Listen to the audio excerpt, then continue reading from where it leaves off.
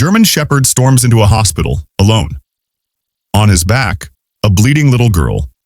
No owner, no warning. Doctors freeze. What happens next shocks everyone and reveals a truth no one was prepared for. It was a typical Monday at St. Mercy General. Doctors barked orders, nurses rushed past stretchers, phones rang non-stop. Then, silence. Through the automatic doors walked a German Shepherd, carrying an unconscious girl across his back. Her tiny hands dangled lifelessly. The room froze. The dog's paws echoed against the polished floor, his eyes sharp and pleading. A nurse hesitated. Help or call security? The shepherd didn't growl or flinch. He simply stood tall, begging them to understand. Finally, Nurse Karen stepped forward. She whispered, "It's okay. I'm here to help."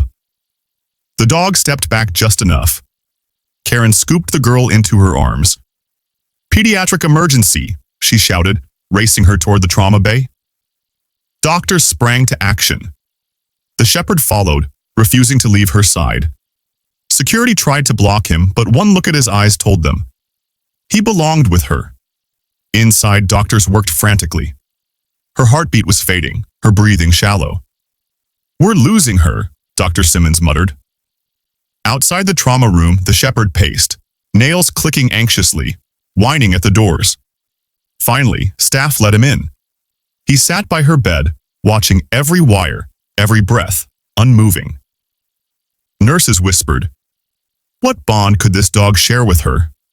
Meanwhile, hospital security searched for answers. Surveillance cameras showed the shepherd emerging from the forest, carrying her straight through the doors. He hadn't wandered in. He had chosen this hospital. Every step was deliberate. Authorities launched a search. Led by park rangers and the dog himself, now nicknamed Hero, they traced the trail deep into the woods. Hidden beneath branches, they found a makeshift camp. A tarp, blood-stained cloth, and a tiny shoe that matched the girl's. One officer whispered, "She wasn't alone." Back at the hospital, hours passed. The girl clung to life in the ICU. The shepherd never moved, curled up beside her, eyes fixed on her fragile breaths. Then, just before dawn, her eyelids fluttered. She whispered one word, "Scout."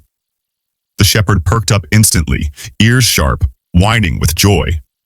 He pressed his snout gently against her bed, as if saying, "You're safe now."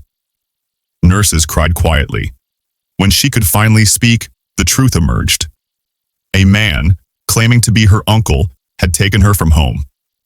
At first kind, he grew violent. Scout tried to protect her.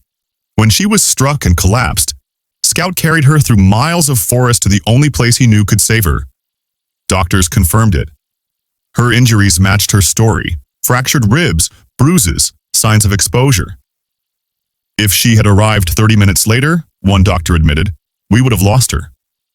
Scout's instincts had saved her life. Authorities used her account and Scout's trail to track the suspect. Hours later, they arrested him in a nearby town, carrying her stolen belongings. His lies crumbled under questioning. News broke instantly. K9 Hero saves abducted girl. Cameras flashed.